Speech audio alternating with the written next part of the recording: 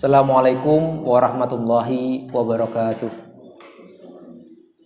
Alhamdulillahirabbil alamin. Alhamdulillahilladzi manna 'alaina bi ni'matil imani wal islam. Alhamdulillahilladzi allafa baina qulubina wa asbahna bi ni'matihi ikhwanan mutahabina fillah. Asyhadu an la ilaha illallah wa asyhadu anna Muhammadan abduhu wa rasuluh.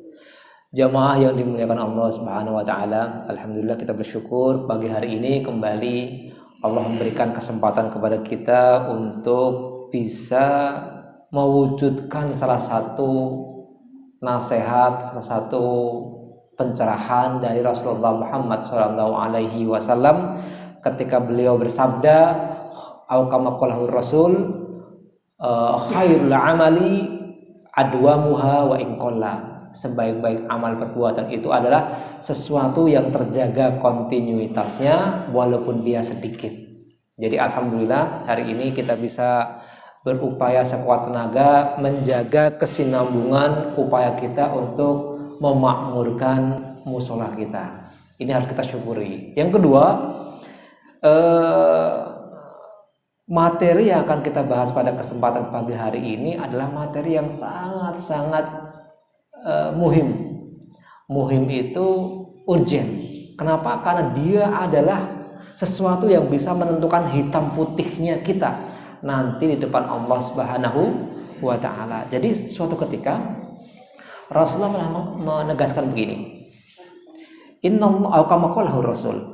Innallaha azza wa jalla ya idza arada bi 'abdi khairan yufaqihu fid din.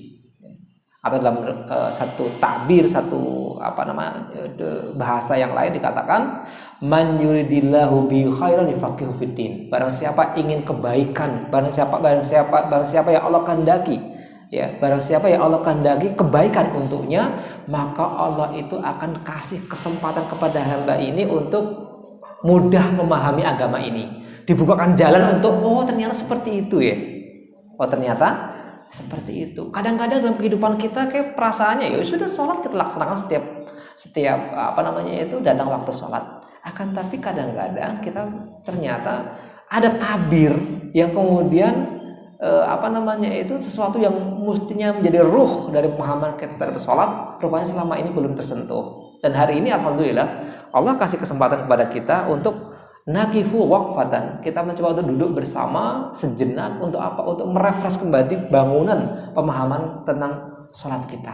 Sehingga kalau misal bangunannya bisa berdiri, alhamdulillah pemahaman kita ada tentang sholat. Akan tapi rupanya bangunan yang kita pahami itu, ya kalau misal pemahaman kita itu kita berartikan sebagai bangunan, ternyata dia belum mampu untuk bisa menjaga dari hembusan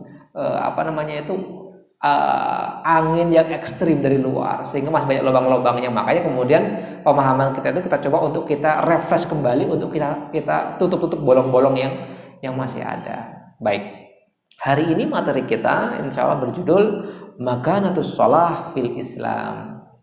Ya, makanah itu artinya posisi, kedudukan. Ya, makanah. As-shalah, salat, ya, kedudukan salat fil Islam, dalam Islam. Jadi apa sih seharusnya yang dipahami oleh seorang mukmin terkait dengan sholat? Kenapa? Karena dia bahkan dalam satu riwayat sangat menentukan hitam putihnya seseorang. Ya, baik. Dalam pembahasan ini, insya Allah kita akan sedikit berbincang dalam 6 item, ya, 6 item tentang pemahaman kita berkaitan dengan sholat dan hukumnya. Makanatus shalah wa hukmuha. Baik, jadi ada 6 item yang insya Allah akan kita bahas bersama-sama. Yang pertama tentang ta'rifus shalah. Kita sering mendengar kata-kata sholat, apa sih maksudnya sholat itu? Ya, apa sih artinya sholat itu kan? Sholat itu gerakan-gerakan itu kan. Apakah begitu maksudnya? Nanti kita akan bahas. Kemudian makanatus shalah fil Islam, tentang pendudukan Islam. Islam itu kan bangunan ya, itu bangunan. Nah, sholat itu bagaimana dalam Islam ini? Ya. Kemudian fadlus shalah, apa sih keutamaan sholat itu sehingga kemudian sampai dia bisa menentukan hitam putihnya seorang? Ya. Kemudian hukmus shalah, hukumnya bagaimana? Dan kemudian berikutnya alaman tajibus shalah, siapa yang sudah punya kewajiban atau yang kena kewajiban untuk sholat? Kemudian terakhir hukmu tarikis shalah. Nah, hukum meninggalkan sholat. Inilah 6 item yang insya Allah dalam kesempatan yang singkat ini kita akan coba untuk bincangkan bersama pada kesempatan pagi hari ini. Yang pertama ya, as-sholah. Jadi sholat itu secara bahasa artinya adalah ad-du'a. Nah ini biar kita lebih, ternyata maksudnya sholat seperti itu artinya. As-sholah sekali lagi artinya adalah ad-du'a. Apa itu ad-du'a? Doa. Jadi sholat kita yang 5 waktu itu memang disengaja ya, ditentukan dalam Islam 5 waktu itu wajib untuk kita sholat. Artinya kita berdoa kepada Allah, bermunajat kepada Allah, berkomunikasi kepada Allah. Itulah esensi dari makna sholat dari segi bahasa. Jadi sholat kita itu artinya kita sedang berdoa kepada Allah Subhanahu wa Ta'ala. Jadi itu arti as-sholah dari sisi bahasa. Adapun dari sisi pemahamannya, mafhumnya, atau dalam istilah keren sekarang itu secara terminologinya, sholat itu adalah at-ta'abbud lillahi ta'ala bi aqwalin wa af'alin mahsusah. Ibadah ta'abbud ya, ibadah lillah kepada Allah Ta'ala dalam bentuk perkataan, af'al dan perbuatan mahsusah yang sudah ditentukan. Jadi nggak boleh, makanya nggak boleh kemudian sholat itu kita ternyata diselipi dengan kata-kata yang itu bukan hal-hal yang sudah ditentukan dalam Islam.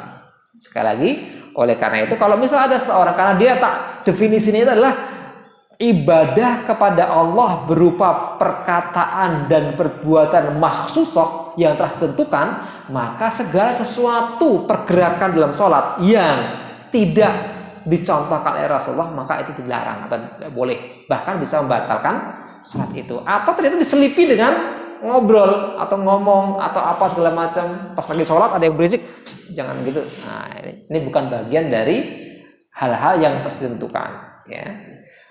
Mufattahah bit takbir, muhattamah bi at-taslim.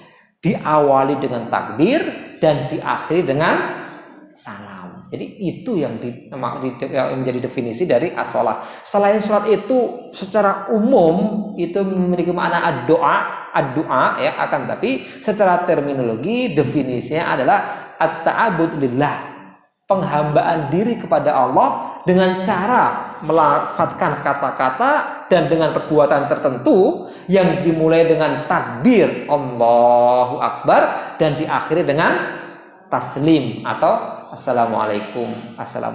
Jadi mulainya sholat itu adalah mulai dengan takbir dan diakhiri dengan salam. Itu adalah as-sholah. Jadi sekali lagi setelah kita memahami, rupanya seperti itu yang dimaksud dengan as-sholah. Nah sekarang makanatus sholah fil Islam. Posisi sholat dalam Islam itu bagaimana? Atau Islam bagaimana melihat tentang sholat ini ya?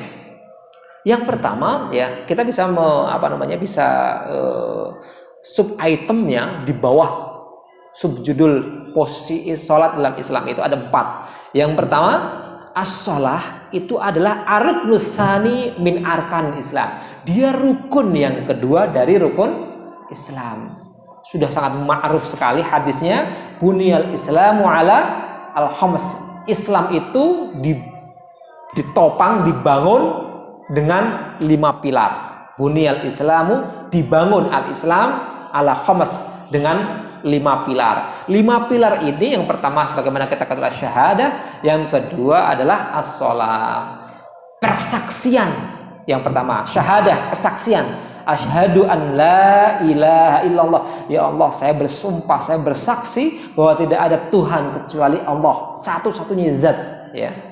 Wa asyhadu anna Muhammadar Rasulullah, dan Muhammad adalah utusan Allah. Alhamdulillah pekan yang lalu kita sudah menyelesaikan pembahasan tentang Rasulullah Muhammad sallallahu alaihi wasallam. Sekarang kita masuk pada pilar yang kedua yang menopang ya, yaitu adalah as-sholah. Jadi kalau seseorang mukmin dia belum selesai tentang syahadat, maka berarti pilar utama yang pertama tidak ada. Tapi pun demikian, kalau seorang sudah mengatakan asyhadu an la ilaha illallah, saya bersaksi bahwa tidak ada Tuhan selain Allah, tapi kemudian dia nggak sholat, nanti di bawahnya akan ada hukum-hukumnya, ya, hukum-hukumnya. Baik. Jadi yang pertama adalah Sholat itu dalam Islam dia pilar yang kedua yang menopang keislaman, bangun keislaman dalam diri seseorang. Ya. Hadisnya adalah bunyal Islamu ala al-khams. Ya, Islam dibangun atas 5 pilar. Yang pertama syahadah an la ilaha illallah, yaitu yang pertama adalah syahadat bahwa tidak ada Tuhan selain Allah. Kemudian yang kedua wa anna Muhammadar Rasulullah, ini masih syahadat ya, dan Muhammad adalah Rasul Allah. Wa iqamis shalah, baru kemudian setelah itu adalah iqami as-shalah, menegakkan salat. Jadi bahasa yang dipakai adalah iqamus shalah, iqamis shalah. Aqama yuqimu iqamatan. Qoma itu berdiri, aqama itu artinya menegakkan. Tadi yang surat yang ayat yang dibaca oleh Pak Erlangga di awal, alif lam mim dzalikal kitabu la raiba fihi hudal lil muttaqin alladzina yuqimunas shalah, alladzina yuqimunas shalah. Kata-kata yang dipakai itu yuqimunas shalah. Hadis ini menggunakan kata aqamas shalah. Jadi kalau aqama dalam bahasa Arab itu artinya, kalau dalam bahasa Inggris past tense. Past tense itu apa? Sesuatu yang sudah lampau. Ya. Kalau maka iqamis shalah ya, kemudian continuousnya yang saat ini menggunakan kata-kata yukimu, alladzina yukimu, sama artinya menegakkan sholat ya. Jadi hadis ini pengen menjelaskan bahwa seorang mukmin kalau dia pengen menjaga betul bangunan iman dalam dirinya, kemudian pada akhirnya dia termasuk orang-orang yang bisa persaksikan Allah layak untuk mewarisi surga Allah, adalah mereka yang menegakkan sholat. Yang kalau dalam bahasa yang sering kita dengar adalah mendirikan sholat. Ada orang yang sholat akan tapi dia belum mampu untuk menegakkan makna sholat. Kenapa? Karena begitu dia mengatakan Allahu Akbar, padahal ibadah sholat itu kan af'al dan akwal, atau akwal dan af'al maksusoh. Ada perkataan lafaz-lafaz yang tertentu dan pergerakan-pergerakan tertentu. Tapi rupanya ketika Allahu Akbar, ya begitu pertama takbir masih alhamdulillah. Tapi begitu masuk takbir entah kenapa konsentrasinya langsung hilang. Tiba-tiba muncul pas amin kalau jamaah, hilang lagi, gitu kan? Tahu-tahu Allahu Akbar udah ruku. Musibahnya tahu-tahu sudah salam terakhir. Nah, ini yang menjadi masalah. Kenapa? Kok begitu? Karena memang syaitan tidak pernah ridho kalau kita ini bisa melakukan hal-hal yang baik. Dia senantiasa menyibukkan kita dengan macam-macam. Apa namanya itu? Tadi yang kebetulan kita cari-cari gak ketemu, ketemunya pas sholat. Gitu kan? Ingat kita. Wah, iya tadi kan arwahnya di sana. Gitu kan? Nah, oleh karena itu harus dilawan. Harus namanya mujahadah, membabil mujahadah. Kita berupaya bermujahadah, berusaha untuk senantiasa menjaga konsentrasi kita untuk tetap dalam kondisi hidup dengan akwal, dengan lafaz-lafaz dan af'al dan perbuatan-perbuatan, pergerakan-pergerakan yang menjadi ketentuan dalam as-shalah. Baik. Yang kedua, kalau tadi yang pertama itu adalah bahwa sholat itu rukun atau pilar yang kedua. Yang kedua, posisi sholat dalam Islam itu yang kedua adalah as-shalah afdalul a'mal. Sholat itu adalah sebaik-baiknya amal perbuatan hamba. Masya Allah. Jadi kalau dalam Islam, sesuatu yang paling baik itu adalah sesuatu yang wajib hukumnya. Itu fadilahnya paling besar. Jadi kalau sudah wajib, itu fadilahnya paling besar. Dia lebih besar daripada sunat-sunat. Contohnya misal, sholat 2 rakaat sholat fajar, sholat subuh, itu pahalanya lebih besar daripada 2 rakaat sunat sebelumnya, atau 2 rakaat sholat duha dan seterusnya. Jadi segala sesuatu yang fardu, yang wajib, itu pahalanya besar. Makanya dalam hadis ditegaskan dalam bulan Ramadan, kalau seseorang itu melakukan ibadah fardu, sholat sunat dalam bulan Ramadan ya, itu pahalanya yang tadinya pahala sunat, tapi kalau bulan Ramadan karena kefadilan dari keutamaan bulan Ramadan, maka yang sunat itu pahalanya meningkat menjadi pahala wajib. Itu artinya apa? Bahwa sesuatu yang wajib itu pahalanya lebih besar daripada yang sunat. Baik. Sementara sholat itu afdol al-a'mal. Afdol itu yang paling utama, yang paling baik. Al-a'mal itu perbuatan-perbuatan. Jadi dia merupakan perbuatan yang paling baik di antara perbuatan yang paling baik yang bisa dilakukan oleh seorang hamba. Bagaimana penjelasannya? Rasulullah Shallallahu Alaihi Wasallam pernah bersabda, kama qalahu Rasul, atau sebagaimana diucapkan Rasulullah. Hadisnya riwayat hadis Tirmizi. Beliau mengatakan afdalul a'mali as-shalah fi awwali waqtiha. Ya, tadi dikatakan bahwa salat itu adalah amal yang paling baik, ya. Akan tapi rupanya ada catatan sedikit.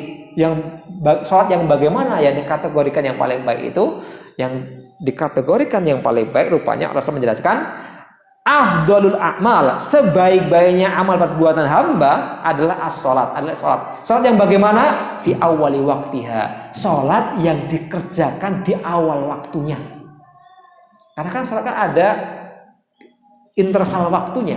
Kalau salat zuhur dimulai dari atau kalau salat fajar dimulai dari tulu'us syams. Bukan tulu'us syams, fajar itu mulai kalau sekarang ya jam 4 lebih 6 menit kurang lebih ya, 4 menit. Nanti sebelum tulu'us syams, sebelum matahari terbit beberapa menit sebelumnya. Nah, interval waktu ini yang paling baik untuk bisa mewujudkan sholat sebagai amal yang paling baik adalah ketika kita bisa sholat di awal waktunya. Sholat zuhur mulai dari taruhlah sekarang jam 12 kurang sekian, gitu kan? Nanti sampai menjelang asar jam 3 kurang sekian. Nah, dikategorikan sholat yang bagaimana yang paling baik di awal waktunya, bukan di tengah atau bukan di ujung akhir. Makanya seringkali kita kena penyakit taswif yang mana kita sampaikan itu, bahwa hampir setiap kita itu terkena penyakit wabah yang namanya wabah penyakit taswif. Apa itu?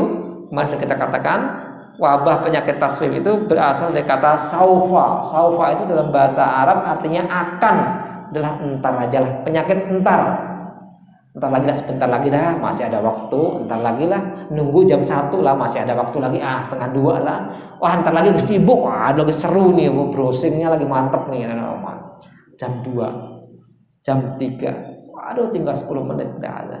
Nah, oleh karena itu ditegaskan dalam hadis ini, Rasulullah menegaskan afdalus shalah, afdalul a'mal, sebaik-baiknya amal buatan adalah as-shalah. Salat yang bagaimana? Fi awwali waqtiha. Salat yang dikerjakan di awal waktu.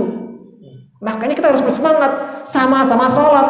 Akan tapi rupanya yang pertama, yang tengah dan yang akhir, afdolnya adalah yang pertama. Orang sama-sama salat, seringkali saya katakan kalau misal nanti kita mau beli mau beli laptop, kan lagi penting, lagi perlu gitu ya. Nanti kita pada akhirnya mau nggak mau harus beli. Uangnya ada sekarang, mau tidak mau nanti juga harus beli. Nah, gitu kan? Dan sekarang kita sebenarnya sudah mulai perlu gitu kan. Kalau memang nanti beli, kenapa nggak sekarang saja dibelikan, dibelanjakan? Kalau ternyata sekarang sudah bisa kita mulai memerlukan menggunakannya gitu. Salat juga begitu. Toh juga nanti juga wajib harus kita kerjakan, gitu kan? Bedanya kalau kita kerjakan di awal waktu, itu bisa kita mewujudkan atau memberikan kita kompensasi lebih, yaitu termasuk kategori amal yang paling baik, dan tentunya kompensasi dari Allah besar sekali. Oleh karena itu hal seperti ini menjadi motivasi buat kita gitu. Orang nanti juga pada akhirnya sholat juga kok, kenapa nggak kita kerjakan sekarang? Sementara kalau kita kerjakan sekarang itu jauh lebih besar kompensasi yang Allah berikan kepada kita. Allah lebih senang kalau misalnya kita mengerjakannya di awal waktunya. Baik, itu yang kedua. Yang ketiga, ya, posisi salat dalam Islam ya, as-shalah ya fasil bainal Islam wal kufr. Nih, yang ketiga itu as-shalah fasil baina al-Islam wal kufr. Salat itu pembeda, pemisah, batasan. Fasil itu batasan, ya. Antara apa? Bainal Islam wal kufr, antara area Islam dan area al-kufr, kekafiran. Jadi makanya dikatakan dia menentukan hitam putihnya seseorang. Hitam putihnya seseorang. Jadi kalau kita mau melihat diri kita, sekali lagi, kalau kita mau melihat diri kita, orang-orang yang kita sayangi di sekitar kita, orang-orang yang kita kenal, bagaimana posisi dia nanti di surga Allah atau di akhirat, maka lihat sholatnya. Kalau kita pengen melihat diri kita, apakah kita ini sekarang dalam kondisi rawan atau tidak, lihat kualitas sholat kita.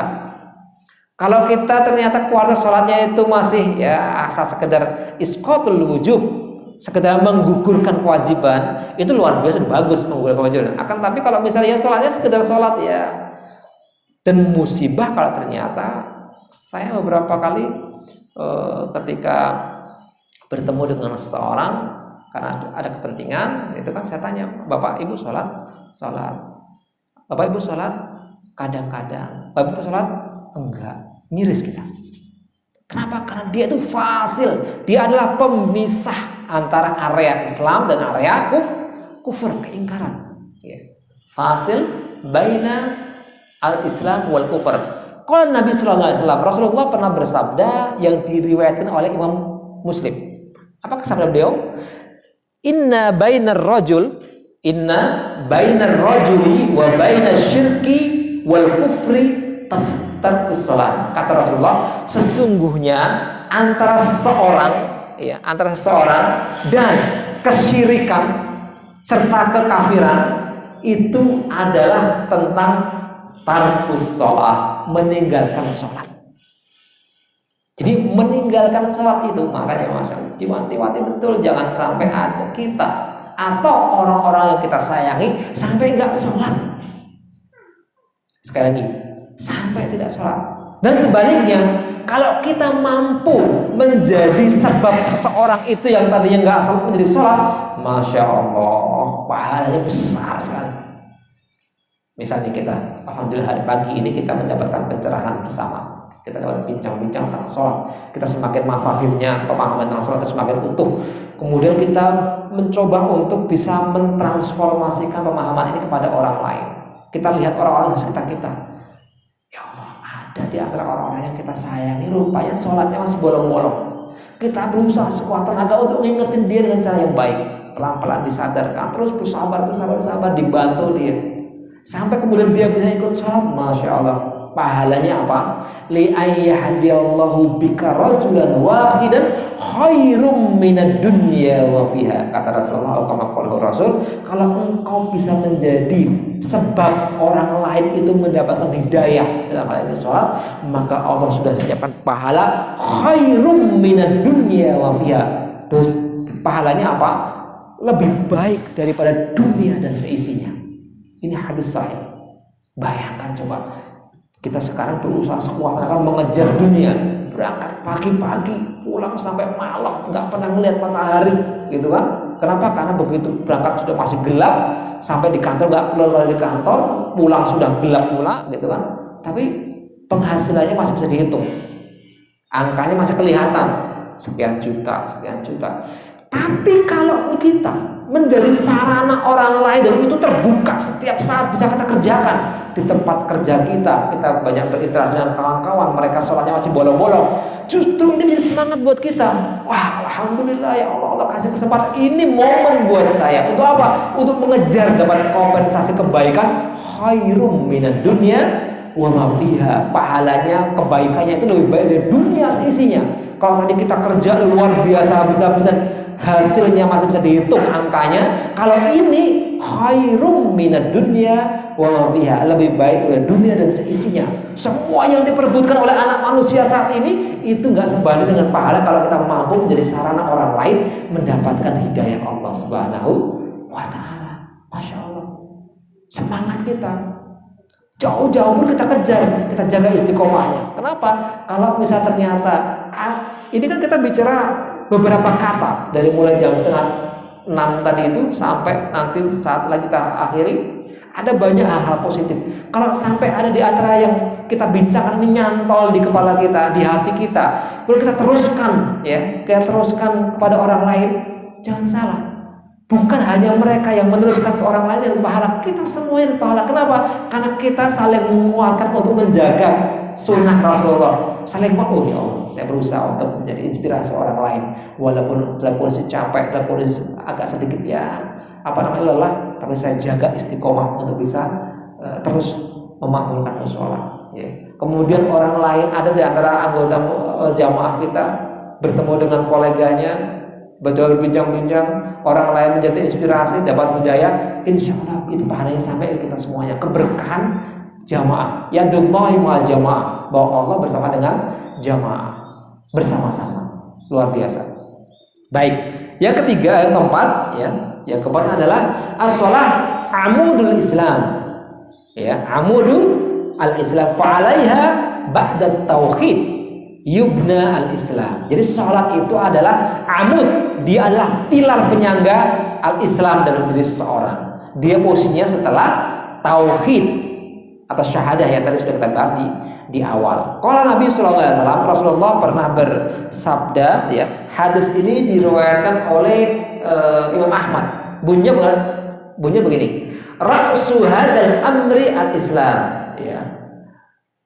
Ra'su, inti dari urusan kehidupan kita itu adalah al-Islam. Jadi Islam itulah yang harus menjadi humum kita, demam kita. Ya, kalaupun kita demam kehidupan kita adalah bagaimana kita bisa bekerja, itu benar, tapi bekerja untuk kepentingan menegakkan Islam dalam diri kita. Sekali lagi, kalau kita berpikir keras bagaimana caranya investasi kita terus meningkat, profit kita terus meningkat, kan sebagai seorang manusia sangat wajar kalau kemudian berpikir tentang itu kan. Akan tapi bagi seorang mukmin tidak berhenti di situ. Betul, dia berpikir keras untuk berjuang mengejar dunia, tapi nggak boleh berhenti ketika dia sudah mendapatkan profit. Tapi yang kemudian harus dimunculkan adalah bagaimana capaian dunia yang dia dapatkan itu mampu untuk memperbaiki keislaman dalam dirinya. Sekali lagi, karena kalau bisa seperti itu, maka kita lepas dengan hadis yang disampaikan oleh Rasulullah Rasul ketika beliau mengatakan begini, lan tazula qadama 'abdin yaumal qiyamah hatta tus'al arba. Kaki seseorang itu tidak akan bisa melangkah masuk ke surga kecuali kalau sudah lolos dari 4 pertanyaan. 4 pertanyaan itu nanti kita akan bahas secara utuh hadis pada kesempatan yang lain. Satu di antara 4 itu tentang an malihi min aina tasabahu wa fima anfaqah. Jadi dari 4 pertanyaan yang akan ditanyakan kepada hamba sebelum dia diperbolehkan untuk melenggang ke surga, itu ada 4 hal. Satu di antara 4 itu tentang an malihi min aina tasabahu wa fima anfaqah. Akan ditanya tentang harta yang dia peroleh selama di dunia. Apakah diperoleh dari yang halal atau tidak? Alhamdulillah, jawabannya alhamdulillah ya Allah, tidak ada dari harta yang saya peroleh selama di dunia yang saya peroleh dari cara-cara yang tidak benar. Saya tidak memakan riba, saya tidak mengambil haknya orang, saya tidak mengorupsi. Aman. Rupanya belum selesai pertanyaannya. An malihi min aina tasabahu wa fima anfaqah. Jadi kalau masalah harta, nanti yang akan ditanya itu 2. Yang pertama min aina tasabah, dari mana dia mendapatkannya. Tapi belum berhenti. Yang kedua, wa fima anfaqah. Setelah dia lolos, alhamdulillah hartanya aman, bersih semuanya, halal semuanya. Tapi yang kedua akan diteruskan pertanyaannya, wa fima anfaqah. Kemana dia infakkan? Dia gunakan kemana? Dia belanjakan kemana? Makanya kalau misal aman yang pertama, tapi tidak aman yang kedua, ini masalah. Tadi saya katakan, kalau misal dalam kehidupan kita, demam kita adalah senantiasa berpikir bagaimana investasi kita, profit pekerjaan kita itu bisa tercapai dengan baik, maka jangan sampai kita hanya berhenti sampai di menghasilkan. Tapi kemudian bagaimana kita belanjakan harta kita itu dengan cara yang sebagaimana ditentukan oleh Rasulullah Muhammad SAW sebagai apa yang menjadi ketentuan Allah Azza wa Jalla. Ya, jadi as-shalah amudul Islam. Ra'su hadzal amr al-Islam. Jadi urusan utama dalam kehidupan kita itu adalah bagaimana kita bisa menegakkan Islam dalam diri kita. Tapi kemudian dijelaskan setelah itu, ya, wa amudu as-shalah. Setelah kita menegakkan Islam, maka yang pertama kali atau pilarnya adalah tentang sholat kita. Jadi kalau kita ingin mengetahui bagaimana kadar kualitas tentang Islam dalam diri kita, maka kita lihat dari bagaimana kualitas sholat kita. Kalau kualitas sholat kita baik, berarti bangunan Islam dalam diri kita sudah mulai terbangun dengan megah. Tapi kalau misalnya ternyata kualitas sholat kita itu masih setiap kita mengetahui lebih paham dengan kondisi masing-masing, dan ternyata kalau kita dapati sholat dalam kehidupan kita itu masih belum menjadi prioritas hidup, ya, masih hanya sekedar ya sudahlah, ya, maka berarti bangunan Islam dalam diri kita belum menjadi bangunan yang masuk kategori premium, ya, masih sangat sederhana, Ini yang perlu kita perjuangkan. Baik, berikutnya fadlus sholat. Apa sih keutamaan sholat? Ya, sholat itu yang pertama nurun li sahibiha. Dia adalah cahaya bagi orang yang melakukannya. Kenapa? Tadi dikatakan sholat itu artinya adalah doa. Dia doa, dia komunikasi antara seorang hamba dengan Allah Subhanahu wa taala. Bapak Ibu sekalian, seringkali dalam kehidupan kita menghadapi banyak masalah. Ketika kita ada masalah, biasanya kalau kita nggak punya pegangan yang kuat, kita akan lemah kita menghadapi masalahnya. Tapi begitu seseorang itu dia kuat hubungannya dengan Allah, maka wajar kalau misal kemudian seringkali kita kalau lagi ada masalah, kita sholatnya itu harusnya itu lebih kuat. Kenapa? Karena pada saat itulah dia terhubung dengan Allah Subhanahu wa taala. Dia terhubung dengan kekuatan yang luar biasa. Kalau kita mengandalkan kemampuan kita sangat lemah sekali. Disitulah makanya kemudian dulu kita mengenal dalam perjalanan perjuangan para sahabat ya. Mereka kalau lagi ada masalah, justru sholat itu menjadi energi mereka. Di sini dikatakan as-sholah itu adalah nurun li sahibiha. Ya, makanya Rasulullah dulu pernah bersabda dalam hadis yang diriwayatkan Imam Muslim, as-sholah nur, sholat cahaya. Wajar kalau kemudian kita ingat firman Allah, wasta'inu bisabri wassalah, mintalah pertolongan untuk menyelesaikan hal-hal yang kamu rasa berat dengan cara menghadirkan kesabaran dan dengan menegakkan as-sholah. Ketika kita mampu untuk menegakkan sholat, pada waktu itu kita terhubung dengan Allah. Allahu Akbar. Mulai berkomunikasi dengan Al-Fatihah. Bismillahirrahmanirrahim. Alhamdulillahirabbil alamin. Arrahmanirrahim. Maliki yaumiddin. Dalam hadis dikatakan kalau kita membaca Al-Fatihah itu kita lagi munajat, lagi berkomunikasi, dijawab langsung oleh Allah.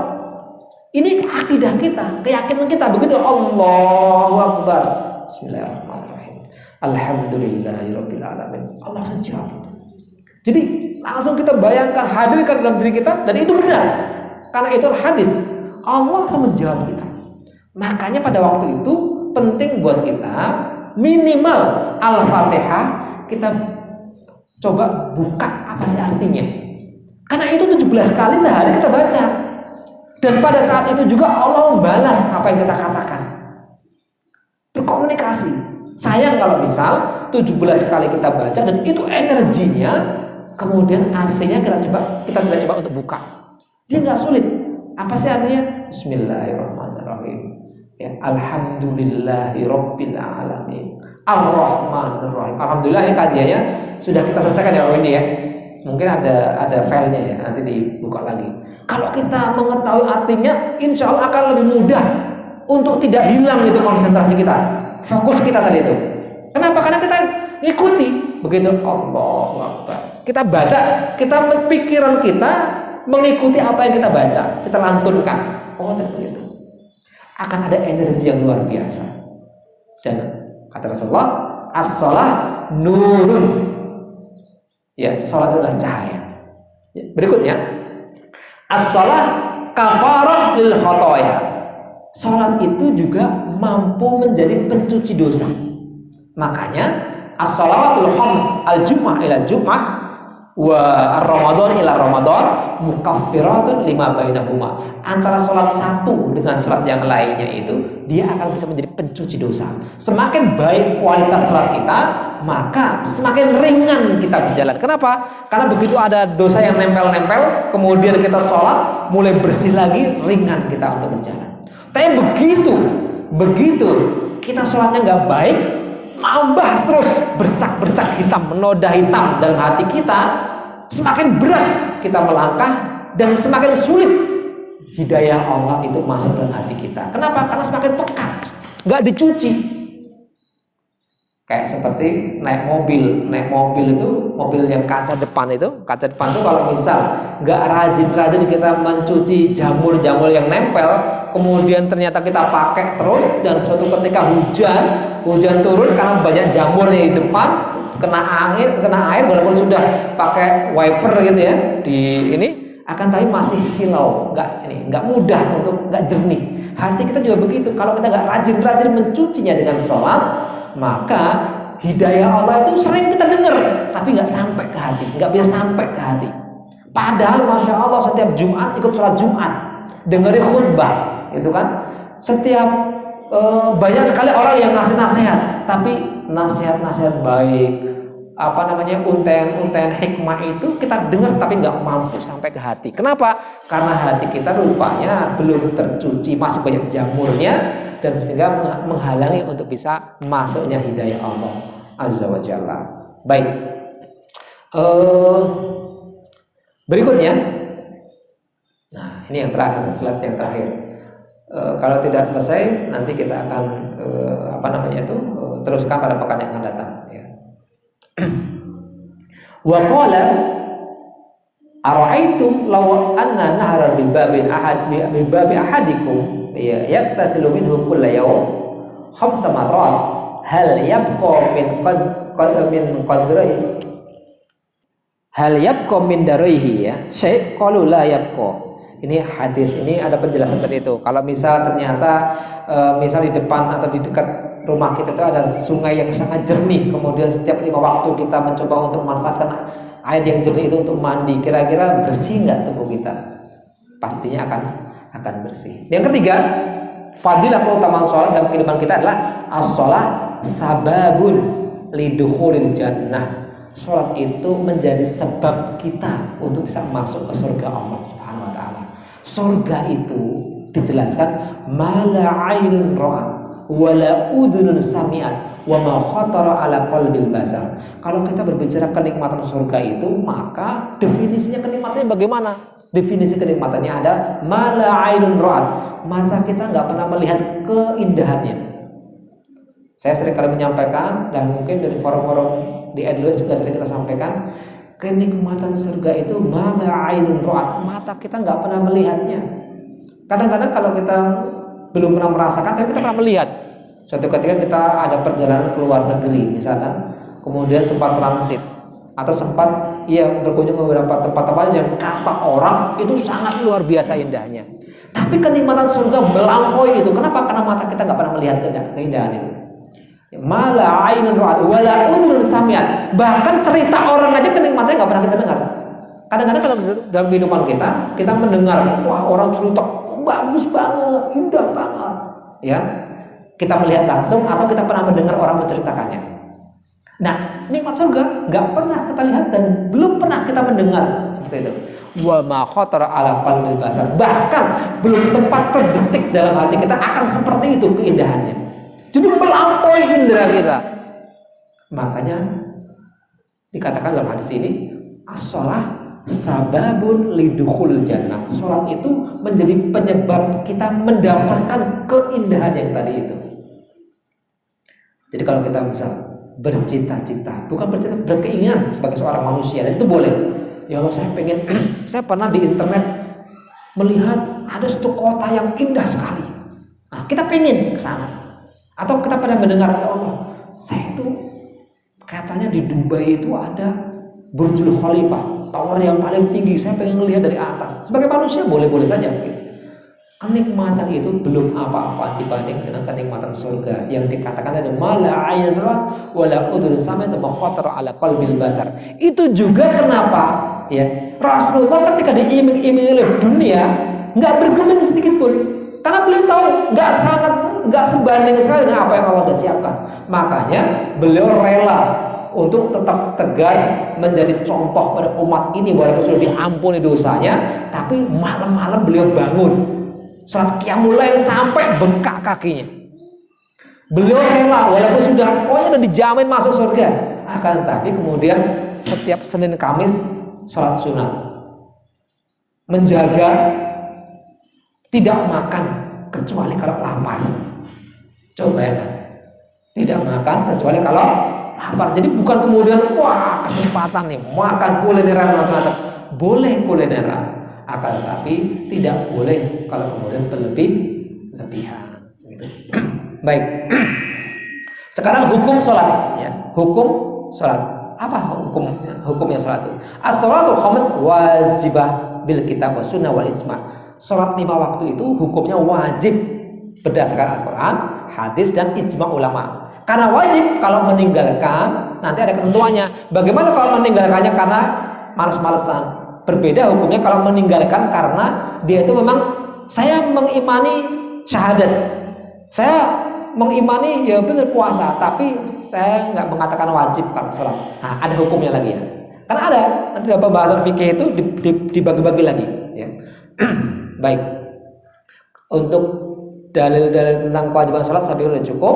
Jadi sholat itulah wajib hukumnya bagi setiap seorang mukmin. Nah, alaman tajibus sholat, kepada siapa kewajiban sholat itu sudah mulai kena ya. Dia diwajibkan kepada muslim. Yang nggak muslim nggak wajib. Kenapa? Karena memang seorang non muslim mereka nanti sudah pasti tidak akan bisa masuk jannah Allah Subhanahu wa taala ya. Maka yang wajib untuk sholat adalah muslim baligh, orang yang sudah baligh. Kemudian akil, tidak terganggu otaknya. Maksudnya orang yang tidak gila. Kemudian dzakar wa unsa, laki atau perempuan. Nah, karena kewajiban ini diwajibkan atas muslim, maka pertanyaan adalah bagaimana kalau misal seorang itu tadinya itu belum masuk Islam, masih mungkin ateis, nggak percaya pada agama atau punya keyakinan di luar keyakinan Islam. Kemudian dia alhamdulillah dapat hidayah masuk Islam. Apakah dia itu wajib untuk pada waktu itu, padahal ketika dia masuk Islam usianya sudah 40 tahun, ya kan? Berarti kan sebenarnya dia sudah punya kewajiban sejak dia balik dulu kan? Apakah kemudian wajib dia itu harus mengqadha sholatnya? Kemarin sudah pernah ditanyakan ya. Nah, jadi ini ada perbedaan ulama dalam masalah ini. Akan tapi kalau saya yang ditanya, maka berdasarkan ini, jadi karena kewajiban sholat itu adalah untuk orang muslim, maka dia mulai wajib sholat ketika sudah mengatakan syahadah. Sekali lagi, ini dalilnya apa? Berdasarkan hadis Rasulullah, al-Islam yahju ma qablahu. Islam itu menghapus segala sesuatu kesalahan yang sebelumnya. Jadi begitu dia masuk Islam, maka walaupun dia itu belum pernah sholat, belum zakat, belum puasa Ramadan, maka kemudian tidak wajib. Selesai. Dia dihitung mulai dia mengatakan asyhadu an la ilaha illallah wa asyhadu anna Muhammadar Rasulullah. Gitu ya. Jadi kewajiban sholat itu untuk orang muslim. Kalau dia belum muslim, berarti belum kena kewajiban untuk sholat. Hukmu tarik sholat. Nah, yang terakhir, apa itu hukum bagi orang yang meninggalkan sholat? Nah, ini biar kita semakin yakin untuk senantiasa menjaga sholat kita ya. Baik, kalau ada dua kondisi, tarikus sholat al-mungkir wujubah. Dia meninggalkan sholat karena mengingkari kewajibannya.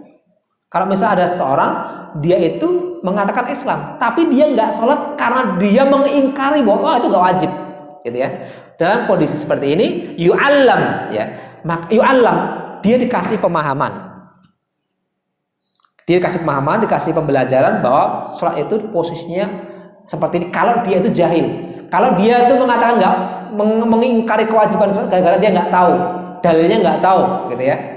Nah, dia dikasih pembelajaran. Tapi kalau fa'idis tamarro ala ingkarhi, tapi kalau dia udah dikasih tahu, oh enggak, sholat itu dalam Islam begini-begini, dia udah dikasih tahu, ya. Akan tapi dia kekeh dengan keangkuhannya, dia tidak mengakui kewajiban sholat itu, maka fahuwa kafir. Orang seperti ini tuh masuk kategori kafir. Kalau mengingkari kewajiban sholat, berarti mengingkari rukun Islam. Sekali lagi, kalau dia mengingkari kewajiban sholat, kalau sebabnya karena dia tidak tahu, maka wajib untuk dikasih tahu dulu. Kalau sudah dikasih tahu, dia tetap mengingkarinya, entah apa sebabnya, pokoknya nggak mau mengakui bahwa sholat itu adalah wajib, padahal Al-Quran, hadis, ijma' semua ulama sudah menjelaskan tentang wajibnya sholat dalam 5 waktu ya, maka orang seperti ini masuk kategori kafir. Mukadzib lillah. Kenapa? Karena dia telah mendustakan ajaran Allah. Bahwa ajaran Allah itu utuh, ya, utuh, akan tapi dia mengatakan oh yang ini bukan. Nah, makanya mukadzib, mendustakan ajaran Allah dan Rasulnya serta ijma' ulama. Itu satu. Kalau tarikus sholah kaslan, Kalau meninggalkan sholat itu karena males, kan banyak tuh. Udahlah, nantilah. Nah, dia nggak melaksanakan. Karena pernah saya suatu ketika nanya pada seseorang, ibu sholat, bapak sholat, dia bilang apa? Iya pak, tapi kadang-kadang sehari cuma 2 kali, 3 kali. Alhamdulillah kalau di sini insya Allah nggak ada masalah. Tapi ada di luar sana banyak. Dan saya sering juga kebetulan karena kita itu bekerja di lingkungan pelayanan publik, ya, maksudnya berinteraksi dengan banyak orang, gitu. Kemudian kita suka memberikan support itu dengan mencoba menguatkan hubungannya dengan Allah. Kita tanya, Bapak Ibu sholat enggak? Belum Pak. Bapak Ibu sholat enggak? Kadang-kadang Pak. Berapa kali sehari? Bapak Ibu sholat Pak. Berapa kali sholatnya? 2 kali ya. Sholat tapi 2 kali. Berarti enggak sholat. Artinya pemahamannya belum utuh, gitu kan? Karena kalau kita tanya, Bapak Ibu sholat? Bener Pak, alhamdulillah sholat Pak. Berapa kali sehari sholatnya? 2 kali. Nah, kan prihatin kita. Masya Allah, pemahaman masyarakat kita masih seperti itu, gitu loh. Nah, kalau dia meninggalkan sholat itu sebabnya karena kaslan, takasulan, malesan, maka ya mantaraka sholah muta'ammidan wa kaslan, barang siapa meninggalkan sholat itu karena muta'ammidan dengan sengaja, tapi bukan karena dia mengingkari kewajibannya, tapi karena malas, ya kan beda. Ada orang yang meninggalkan sholat karena sengaja tapi karena mengingkari kewajibannya, dengan orang yang meninggalkan sholat sengaja meninggalkan sholat tapi karena malas, ya. Kalau dia sengaja meninggalkan sholat, bahkan ini ekstrim nih kalau di sini, itu khawatir masih dikategorikan sebagai orang yang ingkar. Jadi dikatakan kalau dia sengaja meninggalkan sholat ya karena bermalas-malasan, kalau itu dia tidak segera taubat, maka ya dikhawatirkan nanti dia masuk dalam kategori orang yang kufur. Seperti itu. Sekali lagi, dikhawatirkan orang yang seperti ini nanti masuk kategori kufur kalau dia nggak bertaubat. Kalau misal taubat, insya Allah taubatnya akan diterima. Kenapa? Karena dia masih meyakininya. Tapi kalau yang tadi yang pertama nggak meyakininya, ya. Wallahu alam. Yang terakhir, sholatus shogir. Bagaimana sholat untuk anak-anak yang kecil? Ya. As-shogir yu'maru bis sholah idza balagha sab'a sinin. Anak-anak kecil, anak-anak kita, ya, anak kita itu diperintahkan untuk sholat kalau dia sudah masuk usia 7 tahun, ya, sebagai bentuk tadriban alaihi, bentuk latihan. Kenapa? Karena kalau nggak dibiasakan sejak kecil, yakinlah kalau udah besar susah. Jadi mulai umur 7 tahun dia mulai dilatih untuk sholat, ya. Tapi kalau misal sudah umurnya 10 tahun, asyra sinin, dan dia nggak sholat, maka dia kalau meninggalkan sholat darban, dikasih ya ditepuk lah gitu, dengan tepuk yang nggak sakit menyakitkan, tapi intinya dikasih pelajaran gitu. Kalau 10 tahun ya, bi ghairi muwajjih. Kenapa? Karena Rasulullah pernah menegaskan suatu hadis, muru auladakum bis shalah, ya, perintahkanlah kepada anak-anak kalian untuk sholat, ya. Bahkan hadisnya itu bunyinya adalah qala muru auladakum bis shalah wa hum abna'u sab'a sinin, yaitu mereka yang sudah 7 tahun, wadribuhum 'alaiha wa hum abna' asyra sinin. Jadi kata Rasulullah, kalau sudah 7 tahun maka perintahkanlah untuk sholat. Kalau misal dia enggak sudah sampai 10, kalau misal 7 tahun sampai 10 tahun ini diperintahkan sholat masih enggak melaksanakan juga, ya sudah enggak apa-apa. Tapi kalau sudah sampai 10 tahun sudah diperintahkan dia enggak mau sholat, maka ditepuk. Ini ada bagian dari pengajaran Rasulullah sedemikian rupa sejak dini agar kita semuanya dari awal sampai akhir mulai terbiasa untuk menegakkan sholat, karena dia adalah barometer bangunan Islam dalam diri kita. Wallahu alam. Ini mungkin yang bisa kita sampaikan. Sudah hampir jam 6:30. Semoga semakin membuat kita bersemangat untuk menjaga sholat kita, dan pada akhirnya kita pun tidak berhenti hanya untuk kita, akan tapi orang-orang di sekitar kita pun kita pastikan agar mereka bisa menegakkan sholatnya, karena dia bisa menentukan hitam putihnya seseorang. Wallahu alam. Aqulu qouli hadza astaghfirullah li wa lakum. Wassalamualaikum warahmatullahi wabarakatuh.